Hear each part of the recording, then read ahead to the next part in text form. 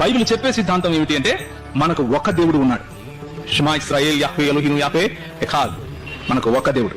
అదే బైబిల్ ముగ్గురు వేరు వేరు వ్యక్తులకు సంపూర్ణ దేవత్వము ఆపాదిస్తుంది. తండ్రికి, కుమారునికి, పరిశుద్ధాత్మునికి, ముగ్గురికి కూడా వేరు వేరు వ్యక్తులకు దేవత్వం ఆపాదిస్తుంది. ఒక దేవుడు తను తాను ముగ్గురు వ్యక్తులలో బయలుపరుచుకున్నాడు అంటున్నా. ఇప్పుడు చెప్పండి, సృష్టికర్త అనగానే ఒక్కరే కాదు, చెప్పండి. సృష్టికర్త అనగానే ముగ్గురు ఉన్నారు. క్రియేషన్లో గుర్తుపట్టండి. అంటే వీళ్ళ ముగ్గురు కలగజేసుకుంటే గాని సృష్టికి అందం రాలేదు. వీళ్ళ ముగ్గురు కలగజేసుకుంటే గాని చీకటికి వెలుగు రాలేదు. వీళ్ళ ముగ్గురు కలగజేసుకుంటే గాని జీవం ఉద్భవించలేదు. వీళ్ళ ముగ్గురు కలగజేసుకుంటే గాని ఇప్పుడు కనబడుతుందే స్పేస్. ఇంత చక్కటి ఆకాశ విశాలమందు జ్యోతులు కలగ. తండ్రి ప్రమేయం లేకుండానే, పురుష ప్రమేయం లేకుండానే యేసుక్రీస్తును పుట్టించాము అని అల్లా చెప్పాడు. తండ్రి లేకుండా పుడితే దేవుడైపోతాడా? మరి ఆదాము తల్లి తండ్రి ఇరువురు లేకుండానే పుట్టాడు. మరి ఆయనకు తల్లి గర్భం కూడా లేదు, మట్టితో పుట్టించబడ్డాడు. తండ్రి లేడు, తల్లి లేదు.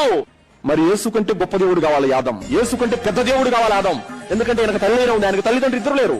ఈయన తల్లి గర్భము రక్తపు ముద్దలో నుంచి ప్రాణం పోసుకొని వచ్చాడు. కానీ ఆదం అలైహిస్సలాం వారికి తల్లి గర్భం కూడా లేదు. యేసుక్రీస్తు కంటే 100 రెట్లు ఆయన పుట్టుక అమోఘమైనది.